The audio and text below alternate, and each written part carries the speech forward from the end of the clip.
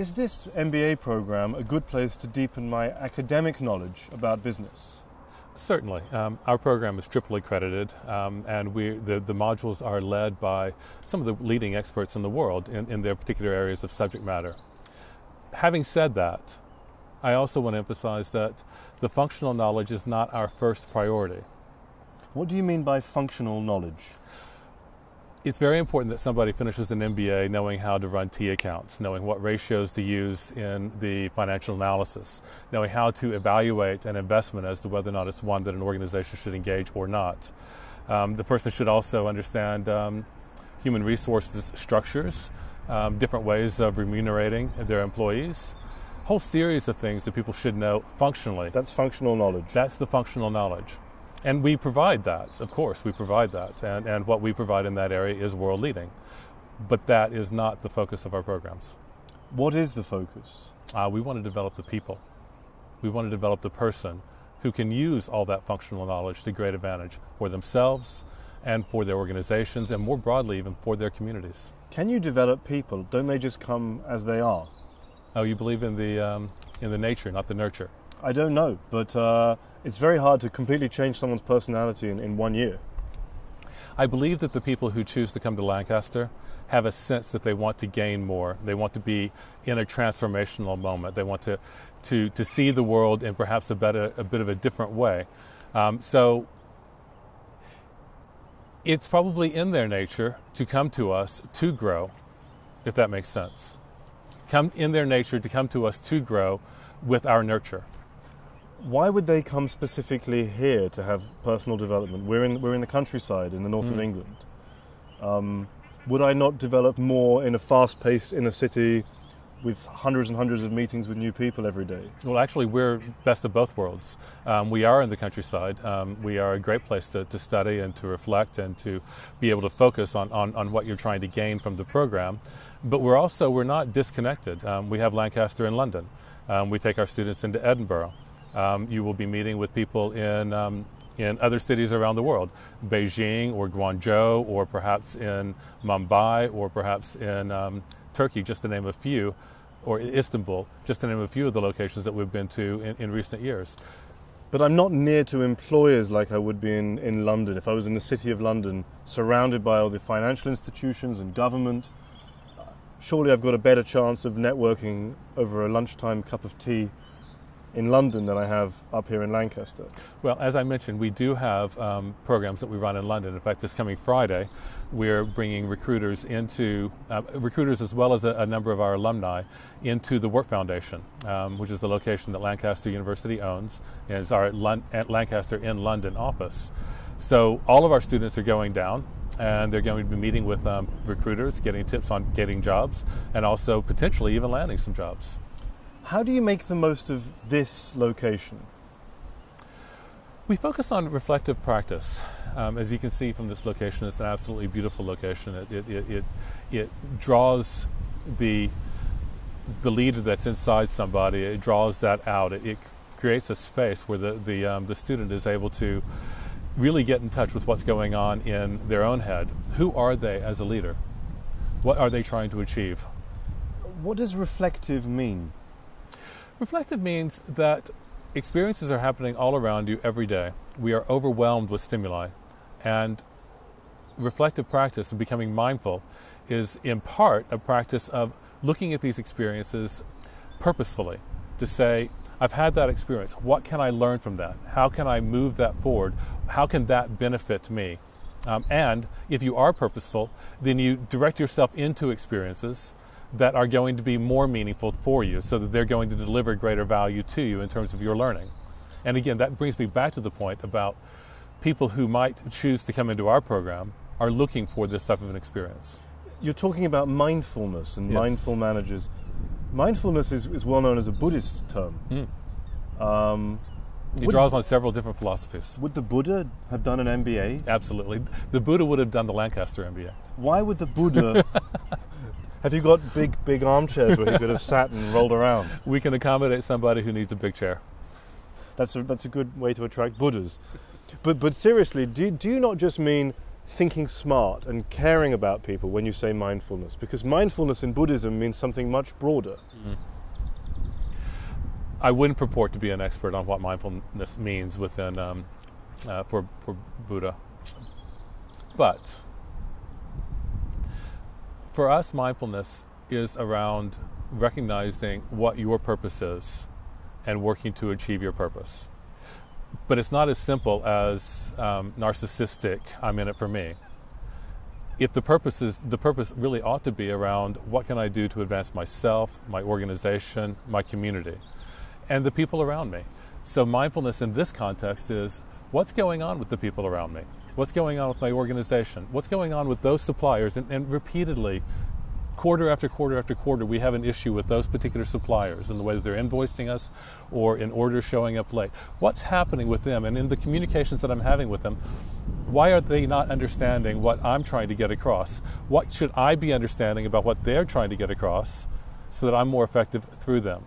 So mindfulness is about taking multiple perspectives, working through them, and putting yourself into a frame that actually helps you achieve your purpose through others.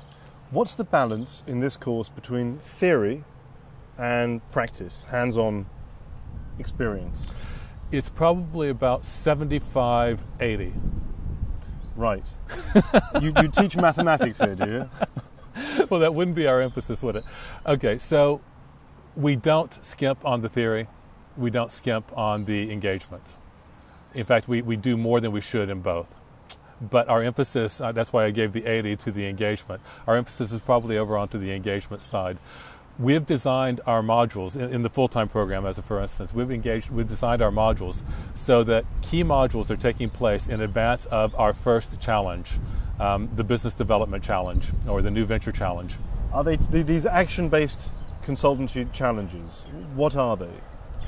The consultancy challenge, the corporate challenge, the new venture challenge, the business development challenge, the applied research challenge, we call these challenges rather than consultancies because that's what they are to us. These are moments when the students are going to be lifting themselves beyond what they thought they could do previously. They're going to learn something that they haven't. We're talking about learning curves. Why are they in that order? Well, each of our MBA programs has a different set of challenges. There are a few that are in common with across the different programs. For instance, the consultancy challenge. Yes. That's one that's done with medium-sized businesses on a program of organizational change for that medium-sized business. Our students working in groups will most definitely be in contact with the senior leadership team of that organization. And they will call upon our students to work through a particular consultancy brief that they have. Our students will have roughly several weeks, 3 or 4 weeks, when they have a brief in hand and they're negotiating with the organizational leaders about how to agree on the brief, what resources are necessary, what the timing is going to be, what the deliverables actually are. Sometimes right down to exactly what is the problem. You've said it's this, but I'm wondering if that's more of a symptom. Well, so on the full-time MBA, the corporate challenge is the third of the 3 challenges. That's right. Is this really a pitch to corporates? If my final challenge is my final challenge, it's going to be my best challenge. I'll be a much better MBA student by my final challenge, I'd hope. We hope so. And if I'm doing it for a corporate, is this my way of really saying that the MBA is for corporates? It's to get me into a corporate? No, not particularly. No, we haven't designed it that way for that purpose. The way that we've designed it is that the students in the program will be working on a smaller organization in their first instance, which is actually the Entrepreneurship and Innovation Challenge. Then they'll be working on a mid-sized organization in their second challenge, the Consultancy Challenge. The corporate's the large organization, but not because we think that that's what our students are necessarily pitching themselves toward. It's just the way that it flows out. In fact, what we're really trying to do is to make sure that our students have experiences in all 3 contexts. Are they really serious challenges inside these businesses? Absolutely, absolutely. If they were really serious, wouldn't they hire consultants? Actually, I've got some evidence that says that they have tried to hire consultants. Sometimes those are the jobs that we get, the jobs that consultants have turned down, or the jobs that consultants have just asked so much money for that they become unachievable for the organization. During the corporate project, the client covers my expenses. Is that right? No, actually, the Lancaster covers your expenses. Oh. So, but I want to know if I can have very expensive lunches. Lancaster covers your expenses in a prudent manner. All reasonable expenses are going to be covered. Transportation, meals, anything that you needed to pay for copying off-site, hotels if you're staying somewhere. Can I fail on the Action Based Consultancy? Yes, and that has happened on occasion. How does someone fail something which is assessed practically? Because they practically don't deliver the deliverables. Pretty straightforward. Pretty much the same way they might fail on a project in an organization. Now the good news is that they fail on a project with Lancaster in our consultancies. It's going to be a very constructive fail. So the person's going to learn an extensive amount from this particular moment that didn't work out to everybody's satisfaction. Now Lancaster's still going to cover that organization. We're going to make sure that the organization is going to get the deliverables that they were looking for from the challenge. But if the students weren't directly responsible, or a particular student wasn't able to make a significant contribution to those results, then that student's going to get a great deal of feedback, both from the organization as well as from Lancaster, and probably the others on the project, about how to improve, about what fell down. And this is great, because isn't that where you'd rather fail? If you're going to have a moment where you're trying to stretch yourself, you're on a steep learning curve, maybe you're trying to break into a new area of responsibility. You've been an accountant, or you've been an IT person, you really like to have much more marketing experience, or you'd like to be on some type of a product launch or an expansion into a new region, something that's going to really stretch you. Don't you want to try that in an MBA space, where if you fall a bit short, you haven't lost your job? You did say that some people fail on that project and they fail the course. That could happen as well. So I thought the question was more specific to failing on the project. Yeah, but so let's say, can I fail the course because I failed the project? Yes. Every element of our program is part of the required element. So if you fail an element and you then are not able to pass through a reset process, then you will have failed the course. So now, I like the idea that it's a great forge in which to exercise my new skills. But I'm a little bit nervous that I might fail my MBA because I wasn't very good at something I didn't really have experience with. I don't know that you need to be nervous. Our success rate is somewhere above 95%. One argument would be 99% if we take the people who then didn't opt out at some point during the program. But our success rate is very high, so you don't need to be nervous. You can opt out? Of course you can opt out. So it's a challenge I don't have to do? Opting out of the challenge, no, you can't opt out of the challenges. You can opt out of the third challenge, the corporate challenge, and either do an internship or you can do a straight out dissertation if you would rather do that approach to completing. And most programs do offer dissertations, straight dissertations, and or internships. And that's pretty much all they offer. Our program in the completion phase of the MBA is all around the corporate challenge. And very, very few people opt out of that because it is a superior experience to the other two. This is a one-year MBA course. That's right. To whom would you recommend pursuing a 2-year MBA course? Maybe somebody who's more junior in their career. If you want to go to, say, the States and do a 2-year program, it makes a lot of sense if you want to take the summer and travel around and see some different sites. If you want to be in a traditional university context of classes every morning from 9 until noon and the afternoon's free, and only going to class on Monday, Wednesday, Friday. So you have a lot of space just to do the student things that you might want to do as a 22-year-old. The people who come to us are people who are saying, right, I've moved to this stage of my career, and I'm keen on my career. I like my career. I want to move forward, and I don't want to be outside my career for an extended period of time. Maybe I want to do something that actually helps me shift my career to another level.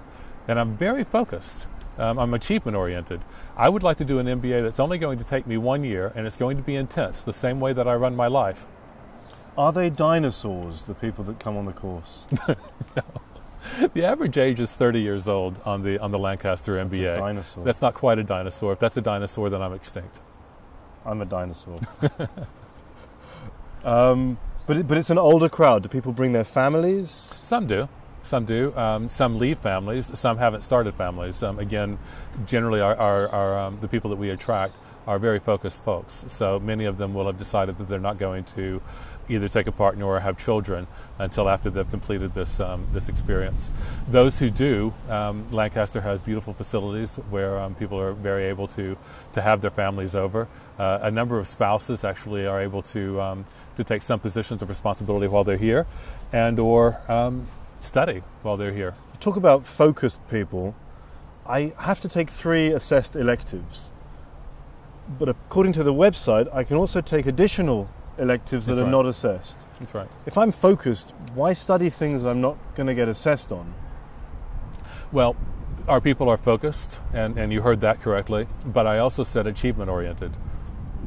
So the people who come into our program are people who have been stretching themselves for a number of years, and they're looking for a further stretch experience out of Lancaster. So those people might very well come into an elective, maybe even a couple of lectures of an elective, that they're not otherwise signed up for, that they don't have to do for credit. You have a summer course, International Business in Context. Right. Isn't the international bit the context? What does it mean, in context? That's it. We, instead of talking to our students about emerging economies and the different business environments in the emerging economies and the ideological shifts that are taking place in these environments, instead of just speaking to them about that, we take them there.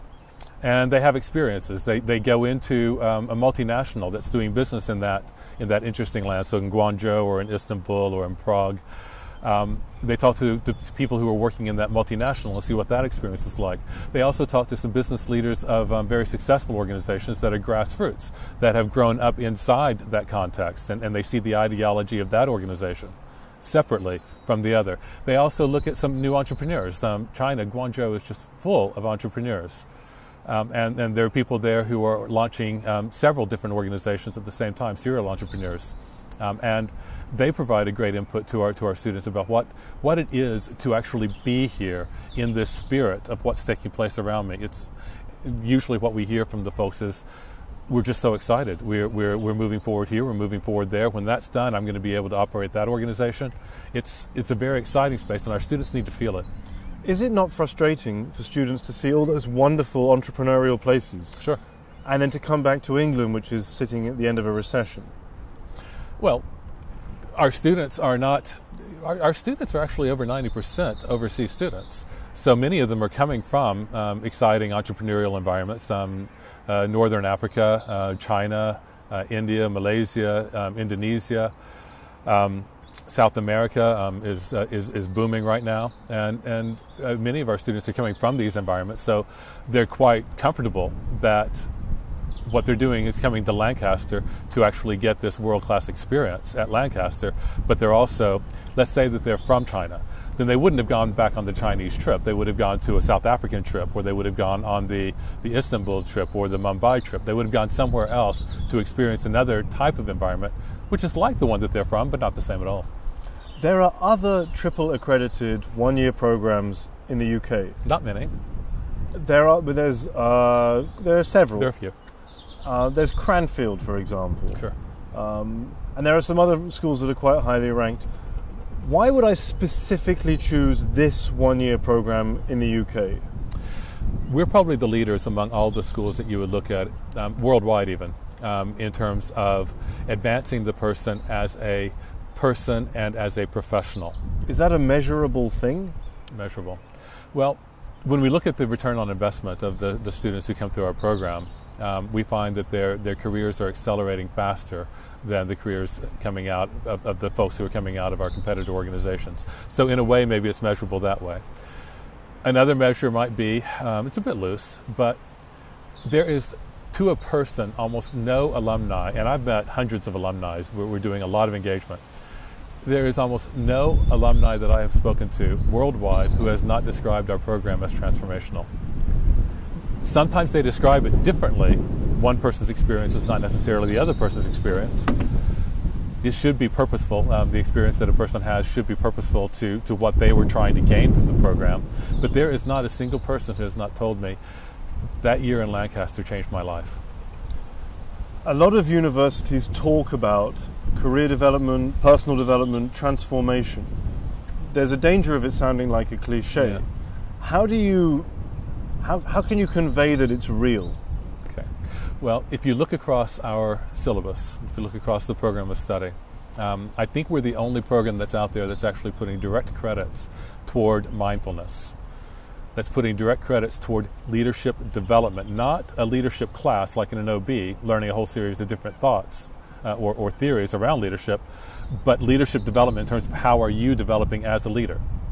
If you take it one step further, you look at our syllabus, the credits are weighted toward leadership, change management, and strategy. It's very specific that what we're trying to do is to build senior strategic leaders, and just looking at that evidence, you would see that we are differentiated from our primary competitors. So if you're training for the C-suite, what can you give somebody here in Lancaster that will future-proof their career over that period of time? I don't know that I'm not that comfortable with the word of future-proofing. And this brings me back to the conversation around functional. The functional knowledge that you might get in an MBA, in that commodity MBA, is going to be outdated in 5 years. What we develop, and maybe this is a form of future-proofing, what we develop is a person. And this person has learned how to learn. This person has learned how he or she learns, has learned how to engage in self-development activities, has learned how to engage others in their own development. Now that is probably as good as you can get in terms of future-proofing. So as the world continues to morph, as we're going through such a dynamic period now, and we know that there's no real end in sight for that, our graduates are ready to embrace that. Our graduates are ready 30 years from now to apply the lessons about, not from accounting per se, not from human resources or the marketing class or the finance class, not those lessons in 30 years, but they're going to apply the lessons about how they engage challenges that seemed overwhelming and how they can work through them, themselves and through others. Maybe that's as close as anybody can come to future-proofing. So actually, the functional knowledge that I'll get on an MBA anywhere is a little bit dubious. If in 5 or 10 years things will change. If the world is radically changing, all of those functional bits of knowledge are a little bit called into question. I would argue that their value in 5 years may certainly have shifted. I would also argue that you need to know them today. And as you're going out into the big wide world, coming out of your MBA, there are things you're going to learn in the Lancaster MBA that you do need to know. So let's say you have an IT background and you haven't done a lot in finance, and you haven't done a lot around economics and understanding what the impacts of economic shifts are in different parts of the world.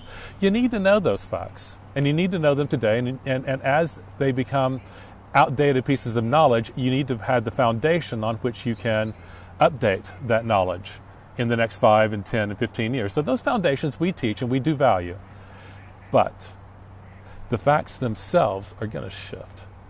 And what you really need to know is how are you going to continue to be able to shift along with it. And that's how we are not a commodity. We're able to customize the program to your purposeful action, what you are trying to gain out of this and how you learn. We're going to allow you to get purposeful in taking from us what you need. How do you know your graduates are becoming leaders?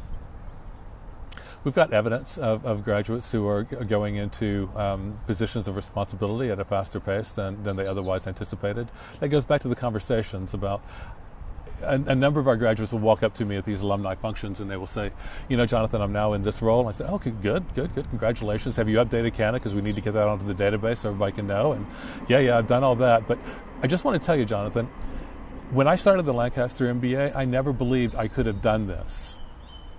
And just a few months into the Lancaster MBA, I started to get the message. I started to get the message that I can do things that I never believed I could have done.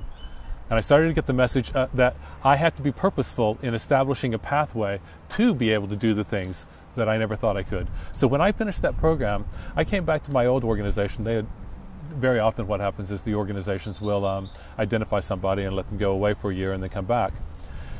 I went back to the organization, I went back to a job that I'd had previously, and I was able to shift my work within that environment purposefully so that I was able to take on these other responsibilities. And at this point, I moved into that job.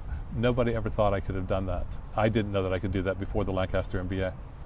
I don't have a purpose. I simply exist and I want to survive. And I'm aware that doing an MBA will help me survive a bit better. Sure. If I don't have a purpose, is this going to work for me? It's going to be difficult to get into our program as a starting point because part of what we're looking for are people who do have a purpose, who can state why they are doing an MBA, to what end they are doing an MBA. If the purpose is to gain a purpose, it's a bit of a twist. I don't know if I've heard that in an interview previously. I'm not sure how we would respond to it. Probably if it's a very well thought explanation around my purpose is to gain a purpose, then we would consider that person. But generally, the people that we would consider are people who are saying, this is what I've done and this is what I want to do. And I see that what you're doing at Lancaster are things that are going to help me bridge that gap from where I am to where I want to be. That is my purpose. And we will join with that person. If that's a compelling purpose, we'll join with that person in effectively what amounts to a contract. You do your part in achieving that purpose, and we're going to give you these things that you saw that we do. We're going to do that for you. And together, we believe that you're going to get to this point upon completion, or 3 years later, whatever the time frame was that you set to your purpose. On the spectrum of highly customized, tailor-made to fit, to cookie cutter, where is the Lancaster MBA? A bit off the scale. A bit off the scale. So if you think about the cookie cutter, the straight-out cookie cutter, come in, you do these modules, you learn this function, you take that mastery test, you pass it. It's not really mastery, you pass that test, and you've got your MBA. Congratulations. Go away and be a good manager. We don't do that.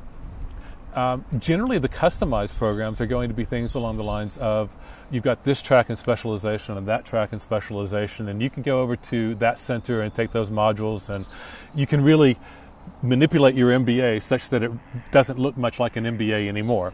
We really don't do either of those.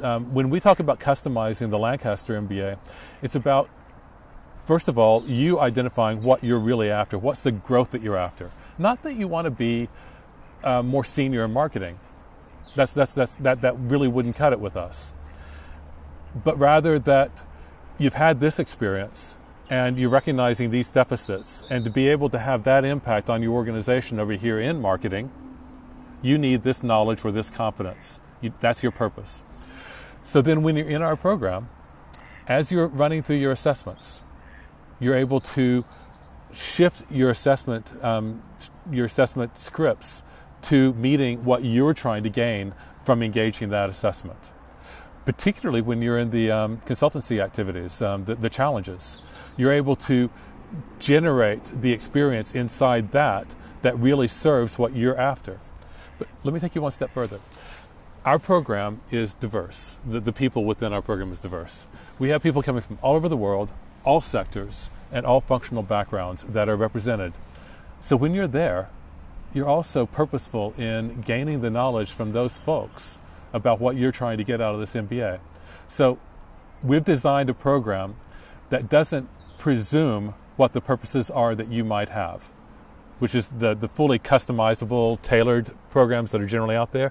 They presume that you're going to want to be in oil and gas, or that you're going to want to have an economics focus. We don't presume those things. We ask you, what is your purpose? I want to build social enterprises to give nice feelings to people in the third world.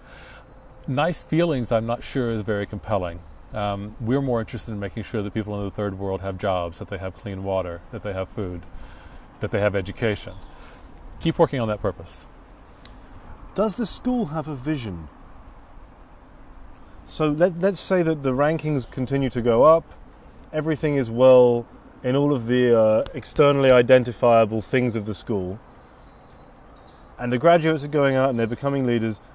Does the school have a vision for its place in the world? We want to make an impact. We want to make a positive impact on the communities in which we engage. And we engage in Lancaster, we engage in London, we engage all over England, for that matter. But we also engage in other places around the world, through Lancaster's campuses around the world, but also through Lancaster's alumni around the world.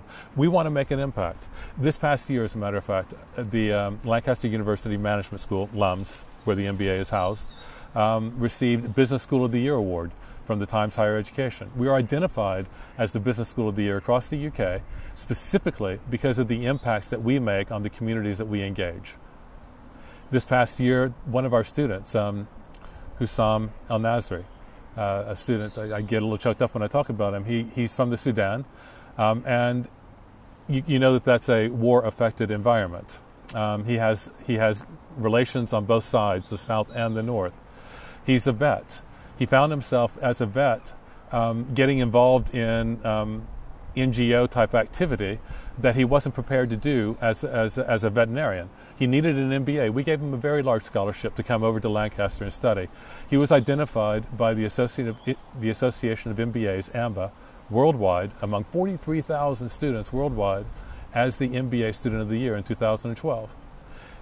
These two stories about the Business School of the Year and the MBA Student of the Year, both just recently in 2012, epitomize what our vision is. It's about impact.